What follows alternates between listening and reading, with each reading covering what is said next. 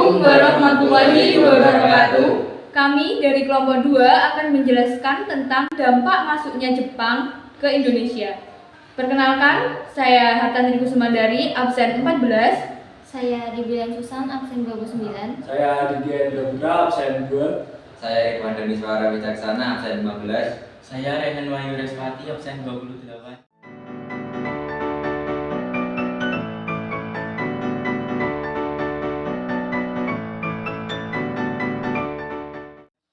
Sejak pengeboman Pearl Harbor oleh Angkatan Perang Jepang pada akhir tahun 1941 yang menunjukkan kemenangan Jepang terhadap sekutu pada Perang Dunia II dalam peristiwa Perang Pasifik, peristiwa itu telah membuka jalan bagi Jepang untuk memasuki negara-negara di Asia, termasuk Indonesia. Pada awal tahun 1942, Jepang masuk ke Indonesia di Tarakan, Kalimantan Timur dan berhasil menguasai Maluku.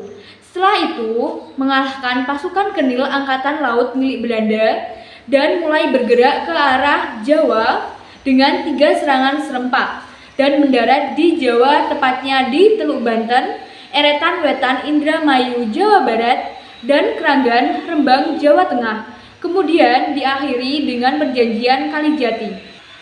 Pada masa pendudukan Jepang di Indonesia adalah masa yang sangat berpengaruh bagi perkembangan Indonesia. Selain itu, hampir tidak adanya tantangan yang berarti kepada Belanda sebelumnya. Dalam masanya yang sangat singkat itu, Jepang membawa dampak positif dan juga membawa dampak negatif bagi bangsa Indonesia dalam bidang ekonomi, politik, sosial, dan budaya. Dampak-dampak tersebut sebagai berikut.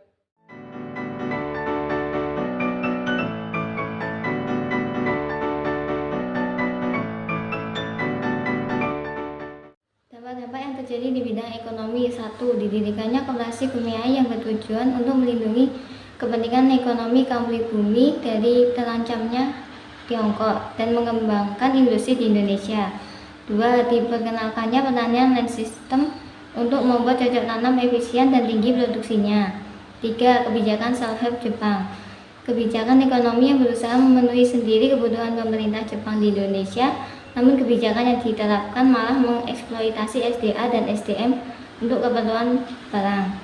4. Jepang mengambil secara paksa makanan, pakaian, dan pembekalan lainnya dari rakyat Indonesia tanpa kompensasi. 5. Terjadinya inflasi dan krisis ekonomi yang menyengsarakan rakyat. 6. Terputusnya hubungan antar daerah akibat dari self-sufficiency. 7. Menerapkan sistem ekonomi perang dan sistem autarki guna memenuhi kebutuhan daerah sendiri dan menunjang keperluan perang.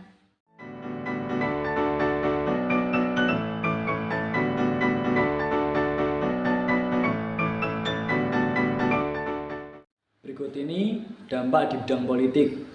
Yang pertama, dampak positif, yaitu melarang penggunaan bahasa Belanda dan memperbolehkan bahasa Indonesia sebagai pengantar.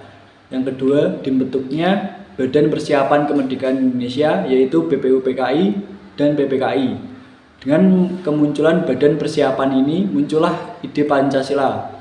Yang ketiga, mendukung semangat anti Belanda, sehingga secara tidak langsung Jepang ikut mendukung semangat jiwa nasionalisme dan Indonesia.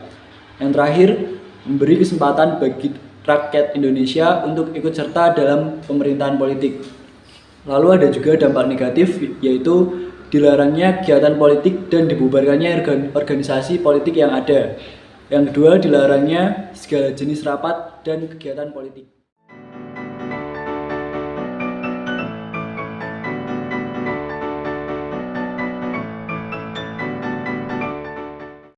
Dampak penjajahan Jepang di bidang sosial diantaranya 1.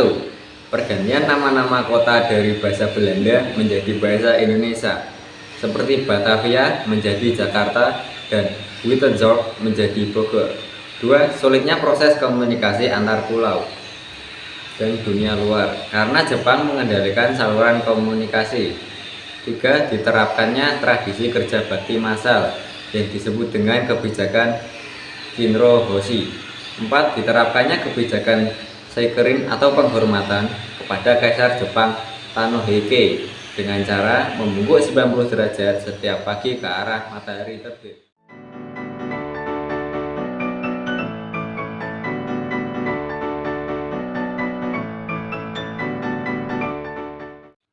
Dampak penjajahan Jepang di bidang budaya. A. Dampak positif. 1. Jepang telah memberikan kebebasan kepada bangsa Indonesia untuk bahasa sehari-hari. Sebaliknya, bahasa Belanda tidak boleh digunakan. 2. Jepang mendirikan komisi atau penyempurnaan bahasa Indonesia untuk menambah istilah-istilah modern hingga menemukan kata-kata yang umum bahasa Indonesia. 3. Jepang mendirikan Keimin Bunkashi Doso atau Pusat Kebudayaan pada April 1943 di Jakarta untuk mewadahi aktivitas kebudayaan Indonesia.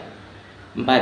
Jepang membentuk Persatuan Aktris Film Indonesia atau Persafi untuk mendorong artis-artis profesional dan amatir Indonesia bereksperimen dengan mementaskan lakon-lakon terjemahan bahasa asing ke bahasa Indonesia dan memperkenalkan pertunjukan sandiwara yang hampir tidak dikenal di Indonesia. 5. Mendirikan sekolah-sekolah seperti SD 6 tahun, SMP 9 tahun, dan SLTA. 6. Dalam pendidikan dikenalkannya sistem Nippon sentris dan diperkenalkannya kegiatan upacara dalam sekolah. B. Dampak negatif. 1. Pelarangan terhadap buku-buku berbahasa Belanda dan Inggris yang menyebabkan pendidikan yang lebih tinggi terasa mustahil. 2. Banyak guru-guru yang dipekerjakan sebagai pejabat-pejabat pada masa itu yang menyebabkan kemunduran standar pendidikan secara tajam. 3. Adanya pemaksaan yang dilakukan oleh pemerintah Jepang agar masyarakat Indonesia terbiasa melakukan penghormatan kepada Tenno atau Kaisar yang dipercayai sebagai keturunan dewa matahari atau Omiterashi Omikami. Sistem penghormatan kepada kaisar dengan cara pembukukan badan menghadap Tenno disebut dengan Seikeri. Penghormatan ini biasanya diikuti dengan menyanyikan lagu kebangsaan Jepang yaitu Kimigai.